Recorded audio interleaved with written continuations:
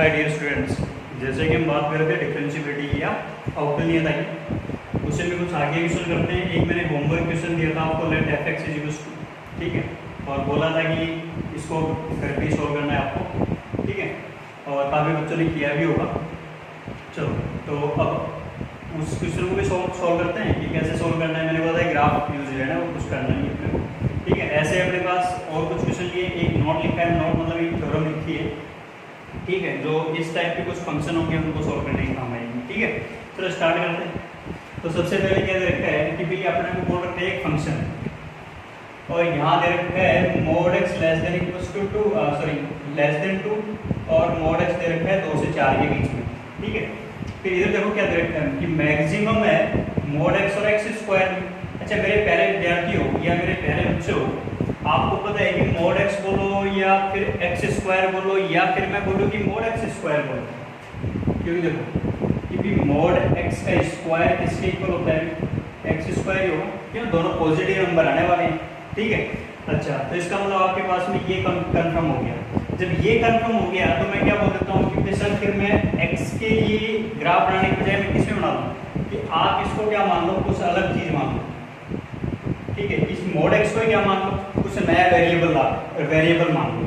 चलो नया variable suppose मैंने क्या बोल दिया, इस मोड एक्स को आप ऐसा करो कि टी मान लो कुछ, ठीक है। जब टी में फंक्शन बोल गया तो मतलब यहाँ क्या बढ़ गया, ये अपने पास टी है, ये टी स्क्वायर है, ये 8-2t है, और यहाँ पे टी लेस देन 2 और टी बिटवीन द 2 and 4, ठीक है। चलो तो शुरुआत करते हैं। तो पहले क्या देखा अभी अपने ग्राफ देखा, तो ग्राफ देखने के लिए क्या करना पड़ेगा अपने को, ग्राफ के लिए क्या करना पड़ेगा, जैसा जैसा बोलता जा रहा है वैसा वैसा हम ग्राफ ड्रॉ करते जा रहे हैं। चलो सबसे पहले क्या बोला कि y equals to f x, मतलब y दे रखा है और कुछ नहीं दे रखा है, एफ एक्स मतलब y दे रखा है। तो y के लिए मैक्सिमम का ग्राफ बनाना है, किसके लिए, t और t स्क्वायर। तो आपको मेरे प्यारे विद्यार्थियों को पता है t का बोलोगे तो y इक्वल्स टू t बोलो या y इक्वल्स टू x बोलो, कैसा ग्राफ बनता है कि भाई ऐसी कुछ लाइन बनेगी आपको, ठीक है। अच्छा फिर अगले दिन देखो t भी किसका बोल रखा है, मोड x का। फिर इसका मतलब आपने सर ये बात होगी ना कि भाई अपने पास y इक्वल्स टू t का ग्राफ तो ये हो गया, y इक्वल्स टू t का ग्राफ तो ये हो गया, बट t तो क्या बोल रखा है, मोड x बोल रखा है। तो फिर मेरे प्यारे विद्यार्थी ये वाली चीज क्या हो चुकी है, कैंसिल हो, ठीक।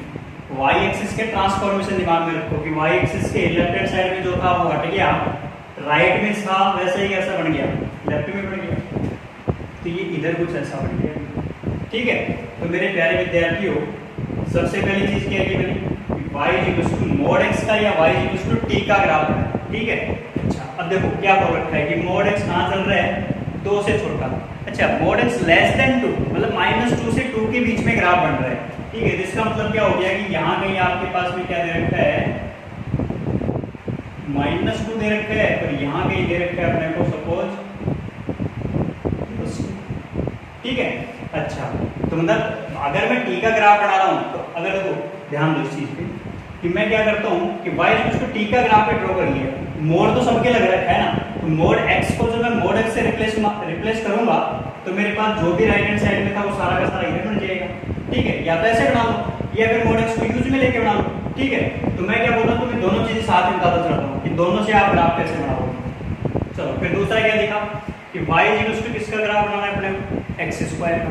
तो y equals to x square का ग्राफ आता है भी अपने को कि y इक्वल्स का एक्स स्क्वायर का। अब देखो एक्स स्क्वायर को किससे रिप्लेस कर रखा है, t बोल रखा है ना भाई, एक्स स्क्वायर बोलो या मोड एक्स स्क्वायर बोलो या फिर t स्क्वायर बोलो। जब t स्क्वायर का ग्राफ बोल रखा है तो अगेन वही t लेस देन 2 के लिए ग्राफ बना देता हूँ। जब t लेस देन 2 के लिए ग्राफ बनाऊंगा, ठीक है, तो मेरे पास ग्राफ कैसा बनेगा, ऐसा कुछ बन गया। अच्छा अब ऐसा कुछ क्यों बन रहा है और ये 2 पर क्यों नहीं काट रहा है, कहाँ पर काट रहा है ये तो देखना पड़ेगा ना। तो भाई दोनों अगर एक दूसरे को काट रहे हैं, ये t है ये t स्क्वायर है, तो दोनों को क्या करने वाला हूँ, इक्वल करने वाला हूँ। तो आपको दिख रहा है t equals to t square है, उधर उठा के लेके जाओ इसको, तो t square minus t equals to 0, then t और t कॉमन लिया, t minus 1 t equals to 0, तो t की वैल्यू क्या होगी 0 और 1, ठीक है। तो इसका मतलब ये कहाँ काट रहा है आपको, ये ग्राफ कहाँ काट रहा है कि t इक्वल्स टू 1 पे, ये t इक्वल्स टू 2 है। ठीक है, चलो तो दूसरी चीज देखते हैं। तो मेरे प्यारे विद्यार्थी यही चीज अपने को कंप्लीट करनी थी कि पहले तो ये कंप्लीट कर लिया, फिर उसके बाद में क्या दे रखा है कि 2 से 4 के बीच में, अगर t की वैल्यू में 2 से 4 के बीच में लूंगा तो मेरे पास क्या बनना चाहिए, 8 - 2t का ग्राफ बनना चाहिए। मतलब आपके पास में लाइन क्या बन चुकी है कि y = 8 - 2t। अच्छा, और वो भी कौन से के बीच में बनाना है, 2 से 4 के बीच में। तो 2 से 4 के बीच में बनाऊंगा। अगर t की वैल्यू में क्या ले 2 ले, ओपन तो ओपन लगा दे, कोई दिक्कत नहीं। t = 2 है तो कितना हो गया, 2 × 2 = 4, 8 - 4 कितनी आ जाएगी y की वैल्यू 4। t = 4 पे एंड पॉइंट्स पे देख रहे हैं, 4 पे लूंगा तो कितना हो गया, 8 - 8 कितना हो जाएगा आपके पास में y फिर t क्या लिखा मैंने 4 लिखा तो कितना हो जाएगा आपके पास में t = 4, 4 × 2 = 8, 8 - 8 क्या हो जाएगा 0। जब t की वैल्यू 2 है, t की वैल्यू 2 है तो y कितना चल रहा है 4। तो y 4 चल रहा है तो पहले तो ये चेक करेंगे कि ये वाले पॉइंट्स कितने कितने हैं। ठीक है, चलो t = 1 रखा इसमें ऊपर वाले में, तो y = 1, तो ये वाला पॉइंट कितना चल रहा है आपके पास में 1। अगले वाले को रखा 2, तो 2 में अपने पास कितना हो जाएगा अभी 2 × 2 = 4, तो ये वाला पॉइंट कितना चल रहा है 4। ठीक है, अच्छा अब बोल क्या रखा था कि t = 2 पर y = 4 होना चाहिए, और अपने को ये भी बोल रखा है कि दोनों पे क्या चल रहा है ओपन, तो मतलब यहाँ क्या चल रहा है आपके पास में ओपन। ठीक है, क्योंकि इक्वल तो नहीं दे रखा t। अच्छा, अब अपने को मैक्सिमम वाला ग्राफ और चेक कर लेते हैं पहले। ठीक है, फिर अपने पास ये वाला ग्राफ ड्रॉ कर देंगे। तो मैक्सिमम वाला ग्राफ क्या कहता है, मैक्सिमम बोल रखा है कि आपके पास में जैसा इधर बन रहा है वैसे इधर भी बनेगा, तो वो इधर भी बना लेते हैं। ये हो गया आपके पास में सिमेट्रिक डायग्राम है जो -1, t = 1, t = 2, t = -1, t = -2। Same y की वैल्यू तो सेम ही रहने वाली है। ठीक है, अच्छा अब मैक्सिमम का ग्राफ बनाता हूं। तो मैक्सिमम का ग्राफ बनाऊंगा तो पहले तो कौन सा ग्राफ बन रहा है, यहाँ तक, फिर ये वाला ग्राफ, फिर ये वाला ग्राफ और फिर ये वाला ग्राफ। सही है, चलो अब बनाते हैं इसका 8 - 2 mod x का या 8 - 2t। चलो तो t = 2 पर y = 4 लिख लिया भाई हमने, कोई दिक्कत नहीं। t = 4 रखता हूँ तो t = 4 सपोज यहाँ कहीं है, t = 4 है यहाँ। ठीक है, ग्राफ देखो किसमें बन रहा है, ये अपने पास x एक्सिस नहीं है, ये t है और ये क्या चल रहा है y। ठीक है, ये दिमाग में रखो, t = 4 तो y = 0। सही है, अच्छा मतलब ये लाइन बन गई क्योंकि एक स्ट्रेट लाइन ही है। चलो पर यहाँ पर भी क्या चल रहा है, ठीक है। अच्छा सेम ऐसा ग्राफ कहाँ बनने वाला है, इधर बनने वाला है। ठीक है, तो ये आपके पास में ओपन और ये ओपन और ये बन गया t = -4। और सेम इधर क्यों बन रहा है वो आपको पता है, mod x की वजह से बन रहा है। जैसा इधर बनेगा वैसा ही काम बनना चाहिए, इधर बनना चाहिए। चलो अब अपने को देखना है कि इसमें नॉन डिफरेंशिएबल पॉइंट्स कितने हैं। तो number of non differentiable points कितने चल रहे हैं। तो मेरे प्यारे विद्यार्थियों आपको दिखाई दे रहा है, अगले ने बोल रखा है 2 से छोटे में 2 से 4 के बीच में। इसका मतलब क्या बोल चुका हो कि -4 से 4 के बीच में आपके पास में number of non differentiable points हैं। ठीक है, एक तो जहां ग्राफ टूट रहा है वो तो होगा ही होगा। ठीक है, एक जहां कोने दिख रहे हैं वो होंगे। तो देखो अब वो पॉइंट कितने चल रहे हैं आपके पास में, कोने वाले देखे तो 1 पॉइंट, 2 पॉइंट और 3 पॉइंट। 3 पॉइंट तो कौन से हो गए, कॉर्नर वाले। ठीक है, फिर उसके बाद में देखो कि ग्राफ कहाँ टूट रहा है, ग्राफ कहाँ टूट रहा है, t = -2 पे भी और t = 2 पर भी ग्राफ टूट रहा है। ठीक है, इसका मतलब स्मूथ तौर पर नहीं, कनेक्टेड होता। ठीक है, और साथ में कोना नहीं होता तो स्मूथ ग्राफ बोलते हैं। बट ये तो पहले बोल रखा है t = -2 पे तो वैल्यू अलग हो चुकी, ये इधर हो चुका है, ये बीच में अलग ही ग्राफ बन गया अपने पास। ठीक है, अब ग्राफ देखो एग्जैक्ट ग्राफ कौन सा बन रहा है, एग्जैक्ट ग्राफ कौन सा बन रहा है, ये वाला, ये गए, ये भी हट गया और ये भी हट गया और ये भी हट गया, ये बन रहा है। ठीक है, तो दिख रहे हैं ना अपने आप ही टूट गया। ठीक है, तो number of non differentiable points कितने हो चुके हैं आपके पास में? 1 2 3 4 और 5। तो 5 इसके क्या हो गए? Non differentiable point. तो मेरे प्यारे विद्यार्थियों, मैं बार बार बोल रहा हूँ, जितना हो उसके ग्राफ की प्रैक्टिस करो। ठीक है, और प्ले विद ग्राफ वो बोल ही रखी मैंने, अरियन की आती है, वो सबसे इम्पोर्टेंट है। उसको आप और नेट से डाउनलोड कर लो और जितने उसमें ग्राफ दे रखे हैं, ट्रांसफॉर्मेशन दे रखे हैं, वो पढ़ लो बस। ठीक है, आपके पास में कंटिन्यूटी का और डिफरेंशिएबिलिटी का क्वेश्चन कभी नहीं छोड़ने वाला। और मैं बोलता हूँ कि ग्राफ तो आपको कैलकुलस के लिए कंप्लीट करनी ही पड़ेगी, चाहे कुछ भी हो जाए। ग्राफ आता है तो मेरे को पूरी कैलकुलस आती है, ये ध्यान रखना। ठीक है, चलो, तो एक क्वेश्चन कंप्लीट हो चुका, अगला क्वेश्चन करते हैं। अगला क्वेश्चन क्या बोल रहा है, ध्यान देना। अगला क्वेश्चन क्या कहता है कि find number of points of non differentiable. Again वो बोल दिया कि भाई हाँ, नॉन डिफरेंशिएबल वाले कितने बिंदु हैं। ठीक है, और कितने बिंदु हैं, और अगले ने फंक्शन क्या बोल रखा है, मैक्स करके कुछ बोल रखा है। तो मेरे प्यारे विद्यार्थियों, घबराना नहीं है। सबसे पहले तो ये चीज बोलिए, फिर इस चीज पे ध्यान दो कि हाँ भाई, इस इंटरवल के बीच में आपको बताने, इससे ज्यादा भी नहीं बताने, इससे कम भी नहीं बताने। ठीक है, मैंने x बिलोंग्स टू r तो नहीं बोला कि, ठीक है, x बिलोंग्स टू r बोलूंगा तो फिर मेरे को इतना दिमाग लगाना ही नहीं है। ठीक है, फिर अभी देखना मैं क्या बोलूंगा कि कितने पॉइंट हो सकते हैं। बट यहाँ पे पहले अपने को क्या बोल रखा है कि 0 से 10 पाई के बीच में ही आप तो बताओ कि कितने इसके अंदर नॉन डिफरेंशिएबल हो सकते हैं। ठीक है, चलो शुरू करते हैं। पहले देखो क्या दे रखा है, sine square x, cos square x और 3/4x। तो पहले तो अपने पास साइन एक्स का ग्राफ क्या होता है, सबको पता है। साइन एक्स का ग्राफ कैसा होता है, ऐसा कुछ। ठीक है, मैं पूरा नहीं बना रहा हूँ, मैं सिर्फ कौन सा ले रहा हूँ, 0 से लेके 2 पाई के बीच का। ठीक है, अभी बताएंगे पूरा कैसे बनाएंगे। फिर साइन एक्स का ग्राफ ये है, तो फिर साइन स्क्वायर एक्स का ग्राफ क्या होगा। आपको पता है कि जो चीज नीचे थी वही चीज क्या हो चुकी है, ऊपर चली गई, क्योंकि आपके पास में यहाँ पे x की वैल्यू कुछ भी रखो, पॉजिटिव नेगेटिव, y की वैल्यू क्या निकलने वाली है हमेशा पॉजिटिव। तो इसका मतलब आपके पास में पूरा का पूरा ग्राफ ही क्या था, बनने वाला है ऐसा कुछ। अगेन वही 0 से लेके 2 पाई के बीच। तो मेरे प्यारे विद्यार्थियों, फिर मैं बोलता हूँ कि भाई cos स्क्वायर एक्स बोल रखा है, तो फिर cos x का बोलो, तो cos x का ग्राफ बनाते हैं पहले। cos x का ग्राफ क्या कहता है,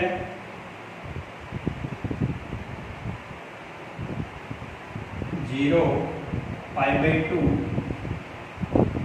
और ये बन गया।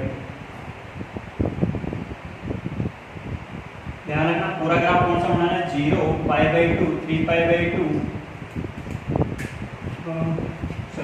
0 π/2 पाई 3π/2 और ये हो गया आपके पास में 2 पाई। ठीक है, चलो cos स्क्वायर एक्स का जो नीचे वाला पोर्शन था वही ऊपर बढ़ जाएगा। चलो, तो ग्राफ क्या बन गया आपके पास में, ये π/2 तक और π/2 से लेके ये 3π/2 के बीच का, और ये तो अपने पास पहले से है ही अपने पास, मतलब वही पॉजिटिव है। तो ये कुछ ग्राफ बन गया 0 से लेके 2 पाई के बीच में। ठीक है, तो मेरे प्यारे विद्यार्थियों, साइन स्क्वायर और cos स्क्वायर, ये ग्राफ किसका बन गया आपके पास में, cos स्क्वायर एक्स का ग्राफ। साइन स्क्वायर एक्स का आ गया, cos स्क्वायर एक्स का ग्राफ आ गया। अब क्या बोल रहे हैं, 3/4। अच्छा, साइन एक्स की रेंज क्या होती है या cos एक्स की रेंज क्या होती है, -1 से 1। जब इसका स्क्वायर करूंगा तो क्या हो गया, 0 से 1। और वहां कितना दे रखा है अपने, y = 3/4। तो इसका मतलब 1 वाले लाइन से y = 1 वाले लाइन से क्या होगा, कम होगा 0.75। तो उससे थोड़ा सा क्या हो गया, कम हो गया। अच्छा, मतलब 0.25 उससे क्या हो गया, कम हो गया। चलो, तो अब इन ग्राफ्स को क्या करते हैं, कंबाइन करते हैं। कंबाइन करने के बाद में मैक्सिमम वाली चीज देखते हैं। चलो, तो ग्राफ को कंबाइन करते हैं।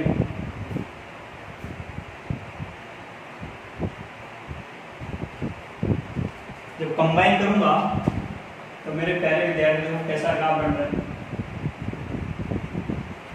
पहले बनाया अपन ने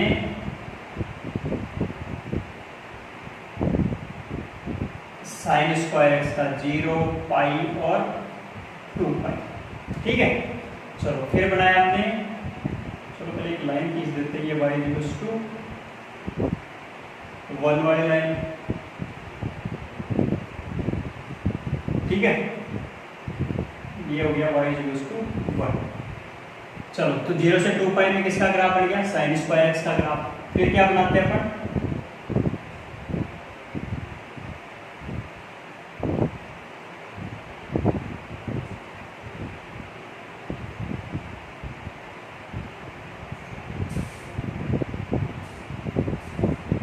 cos स्क्वायर एक्स का ग्राफ, कंबाइन हो चुके दोनों ग्राफ। चलो 0 pi by 2 pi 3 pi by 2 और 2 पाई, ठीक है।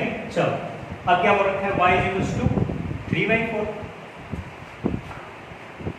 अब यही इंपॉर्टेंट चीज है कि ये y इक्वल्स टू 3/4 यहाँ आएगी कि यहाँ आएगी। अब मेरे प्यारे विद्यार्थी एक चीज ध्यान दो, sin x और cos x दोनों का एंगल इक्वल कब होता है, मतलब दोनों की अगर वैल्यू निकालूंगा तो इक्वल कब है, π/4। ये जब sin π/4 लिखूंगा तो भी 1/√2 और cos π/4 लिखूंगा तब भी 1/√2। इसका मतलब क्या हो चुका, जब इनका स्क्वायर करूंगा तो 1/2 मतलब कितना होगा 0.5। अच्छा 0.5, तो मतलब इसका मतलब ये वाले जो पॉइंट चल रहे थे, मतलब ये वाला जो ये वाली लाइन है ये इधर, ये वाली लाइन कौन सी है अभी, y इक्वल्स टू 1/2 वाली लाइन है, ठीक है। अच्छा अब किसकी बात करते हैं, ये 3/4, क्योंकि इसी के लिए तो देख रहे हैं, क्योंकि ये 3/4 ये इंटरसेक्शन से ऊपर होगा कि नीचे होगा, तो इसका मतलब आपके पास में 3/4 का है, ये वाली करेंगे y इक्वल्स टू 3/4। अब मेरे प्यारे विद्यार्थियों आराम से तुम बता सकते हो, मैक्सिमम देखना मतलब ऊपर ऊपर का ग्राफ देखना है, ऊपर ऊपर का ग्राफ देखना, उसको डार्क करते चलते हैं कि यहाँ तक आए, फिर यहाँ तक, फिर यहाँ तक, कब तो डार्क पूरे पूरे यहाँ 0 से लेके 2 पाई के बीच। अब अपने पास कोणे कितने दिख रहे हैं, ये देखना, देखो भी पहला कोणा, दूसरा कोणा, तीसरा कोणा, चौथा कोणा, पांचवा कोणा, छठवां कोणा, सातवां कोणा, आठवां कोणा। सही है कि कितने कोणे दिख गए अपने को, 8 कोणे दिख गए। अच्छा 0 से 2 पाई में कोणे कितने हैं अपने पास, 8 कॉर्नर है। बट पूछा क्या है कि 0 से 10 पाई में कितने हैं, तो 2 पाई का कितना हो चुका अभी, 5 गुना तो हो चुका है अंतराल, 2 पाई का कितना हो गया, 5 से मल्टीप्लाई करूंगा तो कितने हो चुके, 10 पाई आएगा, 2 पाई, फिर 2 पाई, फिर 2 पाई, फिर 2 पाई, तो कितने हो चुके ऐसे 5 हो गए कि नहीं हो गए। जब एक अंतराल में 8 है तो फिर 5 में कितने हो गए, 8 गुना 5 बराबर कितना हो गया 40। तो number of non differentiable points कितने हो गए, ठीक है। तो मेरे प्यारे विद्यार्थियों क्वेश्चन एकदम इजी होते हैं, बस ग्राफ पे आपको थोड़ा सा फोकस करना है, और मेंस में आपको बहुत इजी क्वेश्चन मिलने वाले हैं, ऐसा कुछ नहीं मिलने वाला है कि कोई हाई फाई क्वेश्चन आएगा, ठीक है। चलो तो ये अपने पास 2 क्वेश्चन कंप्लीट हुए। अब ग्राफ बेस से क्वेश्चन हट के थोड़े कांस्टेंट बेस क्वेश्चन जाते हैं कि कुछ डिटरमिनेंट करना हो, ठीक है। चलो तो अब फिर नेक्स्ट क्वेश्चन देखते हैं।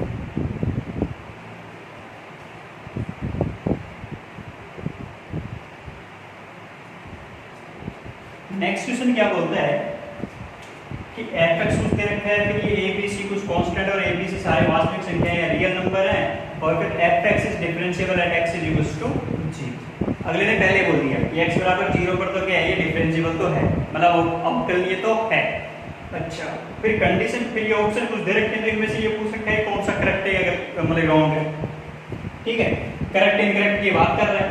चलो तो सबसे पहले हम क्या देखते हैं, अगले ने बोला क्या है कि 0 पर तो डिफरेंशिएबल है, 0 पर डिफरेंशिएबल है, तो मेरे प्यारे विद्यार्थी लिख सकता हो कि limit x tends to 0 f dash 0, limit adjust करवा के देखते हैं, और वो क्या होती थी f(x) minus f of a upon x minus, मैंने बोला था कि यही दिमाग में रखना है अपने, सही है कि नहीं।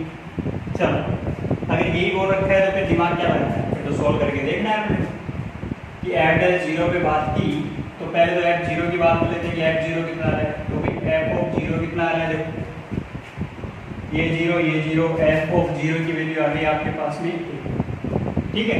रखते हैं कि limit x tending to 0 fx की जगह रख देते हैं a plus b mod x plus c mod x का square minus f of a की वैल्यू या f ऑफ 0 की वैल्यू कितनी हो गई आपके पास में a हो गई, डिवाइड में कितना दे रखा है अभी आपको x माइनस a, और a की वैल्यू कितनी चल रही है अपने पास 0।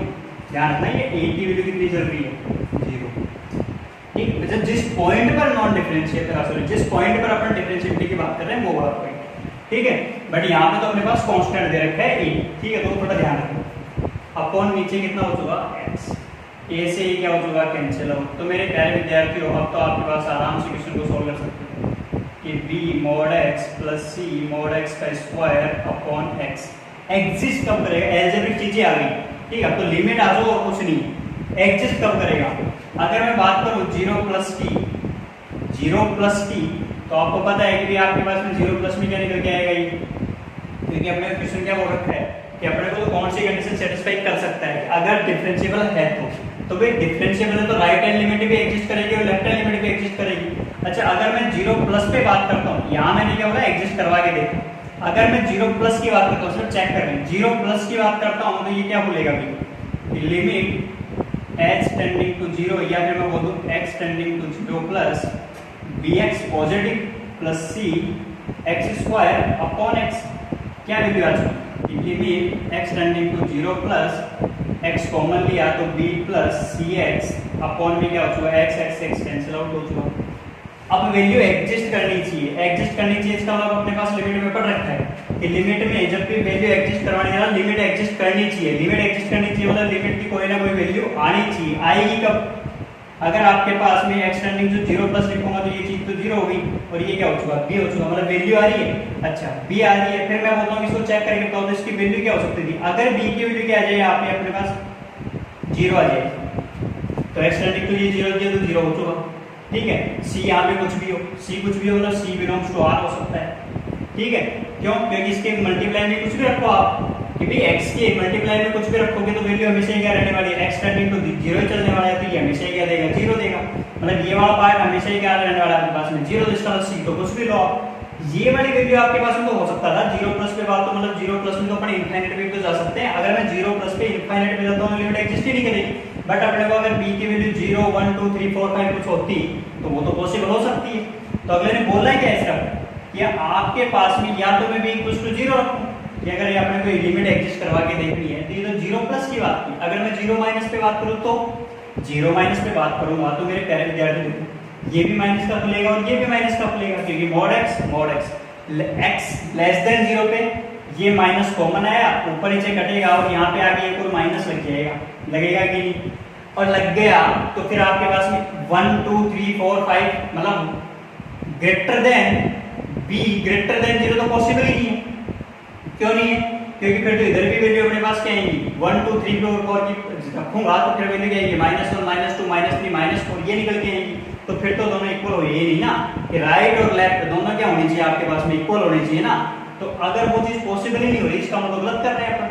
ठीक है, अच्छा 0 माइनस पे और भी तरीका बताता हूँ कि इस वाली चीज को ना सॉल्व करने के बजाय अगर मैं a plus h a minus h वाली राइट हैंड डेरिवेटिव या लेफ्ट हैंड डेरिवेटिव का यूज करता तब भी तो वही बात होती है अपने पास, तब अपने पास नीचे तो माइनस h आता कि नहीं आता, कि लेफ्ट हैंड डेरिवेटिव पे नीचे माइनस h आता है यहाँ माइनस आता है, ये दोनों क्या होता है कैंसिल आउट होता है, तो भी गलत है। तो भी आपके पास में b की वैल्यू क्या लेनी पड़ती है अपने को 0 ही लेनी पड़ती है। तो इसका मतलब आपके पास में अगर b इक्वल्स टू 0 होगा तो ये x बराबर 0 पर क्या रहने वाला है डिफरेंशिएबल फंक्शन है बड़ा, c से कोई फर्क नहीं पड़ने वाला, c कुछ भी हो सकता है।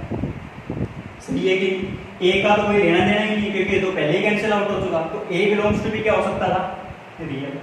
अगर आपको पूरी कंडीशन दे के रखता तो ये पूरी कंडीशन में पूरे को सेटिस्फाई ये करवा के दे, ठीक है, बट अपने को अगली कंडीशन सिर्फ यही बोल रखा है तो आप डायरेक्ट टिक मार देंगे कौन सा दे रखा है b इक्वल्स टू 0 होना चाहिए। अगर b इक्वल्स टू 0 दे तो ये हमेशा ही क्या है डिफरेंशिएबल, कहां पर x बराबर 0। ठीक है, तो मेरे प्यारे विद्यार्थी थोड़ा सा आपको क्वेश्चन को लॉजिकली समझना पड़ेगा। ठीक है, 0 प्लस पे क्या कर रहे हैं, 0 माइनस पे क्या कर रहे हैं, 0 पे क्या आ रहा था, 0 पे फिर क्या है कि देखो मैं डायरेक्ट को क्यों सॉल्व नहीं किया, अगर मैं 0 पे सॉल्व करूंगा तो ऊपर तो mod x चल रहा है नीचे x चल रहा है, तो फिर मैंने क्या देखा कि x ग्रेटर देन 0 पे चेक करो एक बार और x लेस देन 0 पे चेक करो, मतलब 0 प्लस पे और 0 माइनस पे, वही मैंने चेक किया यहाँ। ठीक है, बट अब फिर यहाँ दोनों में वैल्यू वही b आ रही है आपके पास में, तो फिर b होना क्या चाहिए, b की वैल्यू आपके पास में -1 -2 -3 या 1 2 3 4 5 ये तो नहीं हो सकती, b की वैल्यू क्या हो सकती है आपके पास में 0 हो सकती है। ठीक है, चलो नेक्स्ट क्वेश्चन करते हैं। अब नेक्स्ट क्वेश्चन क्या बोलते हैं, तो मेरे प्यारे विद्यार्थियों दूसरा क्वेश्चन क्या बोल रहा है, ये बोल रखा है सेम ऐसा ही क्वेश्चन है, बस समझना है अपने क्वेश्चन को क्या दे रखा है। देखो fx इक्वल्स टू कुछ ये बोल दिया fx, फिर देखो हाँ बीच वाला इज करेक्ट, सेम वैसे ही क्वेश्चन है। चलो तो सबसे पहले क्या देखा कि लिमिट x टेंडिंग टू 0, कोई f डैश इस पे बात कर रहे हैं अपन, पॉइंट दे रखा है अपने को एंड fx इज डिफरेंशिएबल। अच्छा अगले differentiable at x equals to 0, ये सही कर लेना, एट x इक्वल्स टू 0। ठीक है, then which one is correct, कौन सा सही हो सकता है। ठीक है, चलो शुरुआत करते हैं। तो f dash 0 is equals to limit fx minus f of a upon x minus. Same देखो हर जगह मोड दे रखा है तो फिर मैं मोड वाली चीज को जरूर देखूंगा। ठीक है, या मैं डायरेक्ट फिर किस पे बात करूंगा, 0 प्लस पे बात करूंगा। ठीक है, चलो तो 0 प्लस पे बात कर लेते हैं कि limit x tending to 0 plus fx की वैल्यू रखोगे, ये भी पॉजिटिव ये भी पॉजिटिव ये भी पॉजिटिव, क्या बोल गया अभी देखो आपके पास में कि a sin x plus b e की power x plus c x cube minus f of a की वैल्यू, या x 0 रखता हूं तो f ऑफ 0 की वैल्यू कितनी होगी, ये 0 हो चुका, ये b e की पावर 0 1 तो b हो चुका, ये 0, तो वैल्यू क्या होगी आपके पास में f ऑफ 0 की वैल्यू होगी आपके पास में b, तो ये हो चुका आपके पास में b। f ऑफ a की वैल्यू कितनी आ चुकी है, f ऑफ 0 की वैल्यू कितनी आ चुकी b। नीचे क्या हो गया अभी, ये 0 तो ये x है। ठीक है, तो मेरे प्यारे विद्यार्थियों देखो अब तुम आराम से क्वेश्चन को सॉल्व कर सकते हो, ऐसा कुछ नहीं क्योंकि आपको सिर्फ लिमिट रहती है आपके पास में। ठीक, अब लिमिट रहेगी तो देखो मैं क्या करता हूँ भाई, e की पावर x का भी एक्सपेंशन पता है, sin x का भी एक्सपेंशन पता है, तो विस्तार वाला फॉर्मूला बता दो कि लिमिट नीचे x है तो a की टर्म यूजुअली लेने वाले 0 प्लस a sin x का क्या बोल दिया अपन ने, x minus x cube by 3, वो वाली चीजें कर रहे हैं। ठीक है, तो अपने पास सिर्फ क्या किया, x तक प्रसार किया इसका या एक्सपेंड किया, plus b 1 plus x plus x square by 2 वो वाला यूज ले रहे हैं, तो e की पावर x का 1 प्लस x तक विस्तार ये एक्सपेंड किया, plus c x cube as it is minus p divide में कितना होगा आपके पास में x। चलो अब मेरे प्यारे विद्यार्थियों आपको दिख रहा है कि limit x tending to 0 plus ax plus b plus bx plus c x cube minus b से प्लस बी कैंसिल आउट, नीचे हो गया x limit x tending to 0 plus क्या बच गया अभी आपके पास में a प्लस बी होना चाहिए, और ये हो गया into x plus c x cube upon में क्या हो चुका x। एक बार x को कॉमन निकाल लेते हैं, 0 प्लस x कॉमन, अंदर क्या हो चुका a plus b plus c x square और नीचे x, ये वाली चीज बच गई, x x कैंसिल आउट हो चुका। तो अब मेरे पहले देखते सेम वही क्वेश्चन हो गया आपके पास में कि c तो आपके पास में कुछ भी हो सकता है, क्यों, क्योंकि x टेंडिंग टू 0 रखोगे तो ये तो हमेशा ही 0 की तरफ जाएगा, बट फिर ये क्या है, तो ये वैल्यू क्या होनी चाहिए आपके पास में, again a plus b equals to क्या होना चाहिए 0, a प्लस बी 0 होगा और c बिलोंग्स टू क्या होना चाहिए हाँ। तो मेरे प्यारे विद्यार्थी हो यही आपको चेक करना है। ठीक है, अब कौन सा ऑप्शन है वो चेक करके आराम से बता सकते हैं, a plus b equals to 0 और c बिलोंग्स टू हाँ। तो मेरे प्यारे विद्यार्थी देखो कैलकुलेशन में जरूर मिस्टेक हो सकती है, ऐसे कोई जरूरी नहीं, बट आपको ध्यान रखना कि क्वेश्चन का मेथड क्या है वो आपको कंफर्म करना है कि मेथड यही है। ठीक है, कि हाँ करना ऐसे ही है, कैलकुलेशन में हो सकता है गलती हो जाती है कई बार। ठीक है, तो वो ध्यान रखना आप। ठीक है, चलो अब नेक्स्ट वाली चीज देखते हैं।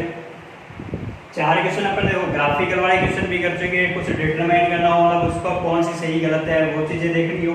ठीक है, अब थ्योरम बेस्ड क्वेश्चन देखेंगे। ठीक है, थ्योरम बेस्ड क्वेश्चन में क्या होता है, सबसे पहले तो आपको उसके थ्योरम का स्टेटमेंट पूरा ध्यान रखना है कि वो क्या कहती है, वो उसका कथन क्या है। ठीक है, और उसकी कंडीशन क्या है, क्योंकि सबसे इंपॉर्टेंट चीज है कोई भी थ्योरम हो उसकी कोई ना कोई रिक्वायरमेंट होगी, तो पहले उस रिक्वायरमेंट का ध्यान रखो कि वो क्या करती है, फिर उसी के अकॉर्डिंग सिर्फ अपन क्वेश्चन पे अप्लाई कर सकते हैं, ये ध्यान रखना। ठीक है, क्योंकि ऐसा नहीं है कि आप डायरेक्ट किसी चीज को अगर अपने पास स्टेटमेंट पता ही नहीं है फिर भी वहां पे भी वो थ्योरम यूज में ले रहे हैं, ठीक है। तो ऐसा नहीं होता है, थ्योरम आप हमेशा क्या होती है किसी एक स्टेटमेंट बेस पे होती है। स्टेटमेंट आपको ये कहेगा कि हाँ भाई ऐसी कोई चीज है, इसकी ये कंडीशन है, अगर वो कंडीशन फुलफिल होती है तो फिर आपके पास में क्या होगा, उसके अकॉर्डिंग आप क्वेश्चन को सॉल्व कर दो, ठीक है। चलो स्टार्ट करते हैं। पहला थ्योरम ये दे रखी है आपको कि let f(x) is a continuous function and differentiable function. अगले ने पहले बोल दिया कि कोई भी फलन या फंक्शन है वो कंटीन्यूअस होना चाहिए और एक डिफरेंशिएबल फंक्शन होना चाहिए, पहली चीज, ठीक है।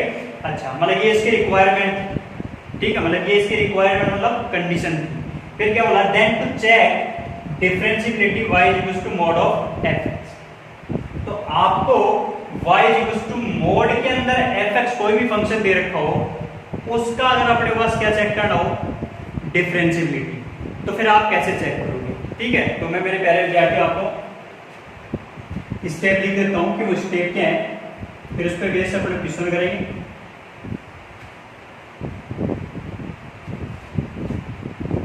देखो बोला क्या है, तो आप सबसे पहले क्या करोगे, जो भी आपके पास में y equals to mod of f(x) है, उसमें f(x) इक्वल्स टू पहले क्या करो 0, यहां से आपको x इक्वल्स टू कोई ना कोई वैल्यू मिलेगी भी, suppose x equals to alpha मिल गई आपको, ठीक है। f(x) बराबर 0 रखना है, रूट निकालते ना बना कोई चीज है, तो x इक्वल्स टू कोई ना कोई वैल्यू तो आई, जैसे वो वैल्यू आ जाए फिर आप क्या करो, f(x) कर दो, ठीक है। जैसे वो वैल्यू आ जाए क्या कर दो, f(x) कर दो। f(x) करना, या फिर मैं बोल दूं कि इसी में क्या कर दो, x की जगह अल्फा पुट कर दो, ये वैल्यू क्या होगी, f(अल्फा) होगी, ठीक है। अगर ये f(अल्फा) की वैल्यू 0 आ गई तो फंक्शन क्या होगा, डिफरेंशिएबल।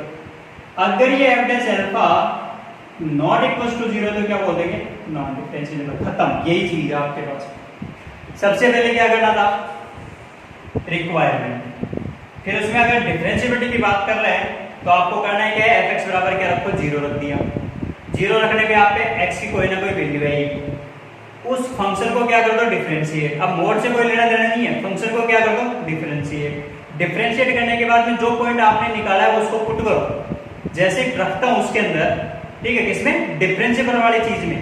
तो जैसे रखूंगा, रखने पे आपने पास क्या देगा, अगर 0 दे रहा है तो डिफरेंशिएबल, अगर 0 नहीं दे रहा है तो नॉन डिफरेंशिएबल, ठीक है कि नहीं है। चलो तो एक क्वेश्चन थोड़ा सा एक क्वेश्चन कर देता हूं आपको कि f(x) is equal to suppose mod of ln(x). तो मेरे प्यारे विद्यार्थियों क्या देखा सबसे पहले कि ln(x) इज इक्वल टू 0। आपको पता है x इज इक्वल टू 1 पे वैल्यू क्या होती है, ln(x) की 0, ln 1 इक्वल टू 0। तो फिर मैंने क्या बोला कि f(x) करो, f(x) करूंगा तो कितना हो गया, ln(x) का कितना आ जाएगा, 1/x। x is equal to क्या रखा, 1 रखा, 1/1, क्या बन चुका आपके पास में, f'1 की वैल्यू कितनी आ चुकी, 1। f'1 आना क्या चाहिए था, या 0 आता तो डिफरेंशिएबल, नॉट इक्वल टू 0 आता तो नॉन डिफरेंशिएबल, तो क्या हो गया, नॉन डिफरेंशिएबल। पॉइंट बोलूंगा तो कहां हो गया, x इज इक्वल टू 1। ये तो मेरा थ्योरम बेस्ड क्वेश्चन, ठीक है। अब इसी क्वेश्चन को मैं बोलता हूं कि मैं तो ग्राफ से भी तो सॉल्व कर सकता था, इस क्वेश्चन को जरूरी थोड़ा था यही चीज यूज में लेता हूं, सही है कि नहीं। चलो ln(x) का ग्राफ तो आता है, तो ln(x) का ग्राफ कैसा बनता, ये ऐसा कुछ बनता। मॉड ln(x) का ग्राफ कैसा बनता, f(x) को किससे रिप्लेसमेंट कर रहे हो आप, मॉड ऑफ f(x) से, ठीक है। तो x एक्सिस के नीचे वाला हटाओ, नीचे वाला जाओ, ऊपर वाला तो खत्म क्वेश्चन। तो क्या बन गया आपके पास में, ये बन गया। और ये पॉइंट तो आपको पता ही है क्या होता है, x इज इक्वल टू 1। देखना कहां कौन आ गया, कौन आ गया भी x इज इक्वल टू 1 पर, सही है कि। तो मेरे प्यारे विद्यार्थियों, मैं बोलता हूं कि ग्राफ तो सबसे ज्यादा इंपॉर्टेंट, ठीक है। हम तो जितने क्वेश्चन कर रहे हैं वो क्वेश्चन कैसे कर रहे हैं कि अलग अलग टाइप के क्वेश्चन, साथ में जितना हो सके ग्राफ का यूज करना सीख रहे हैं कि किस तरीके से अपन ग्राफ को यूज कर सकते हैं, पर्टिकुलर मेथड क्या चल रहे हैं, ठीक है। चलो तो मेरे प्यारे विद्यार्थियों, नेक्स्ट लेक्चर में हम कुछ और क्वेश्चन करेंगे, इस थ्योरम बेस पे कुछ छोटे मोटे क्वेश्चन करेंगे, उसके साथ में अपन डायरेक्ट 2 बड़े क्वेश्चन तो कभी बनने वाले नहीं है, क्योंकि जब तक मुझे ग्राफ आता है तो मैं इन चीजों को यूज में नहीं लेता, ठीक है। चलो तो फिर अपने पास कुछ थ्योरम और पढ़ेंगे, जैसे रॉल्स थ्योरम, ठीक है, लाग्रांज मीन वैल्यू थ्योरम, ठीक है। तो तब तक के लिए धन्यवाद, थैंक यू वेरी मच।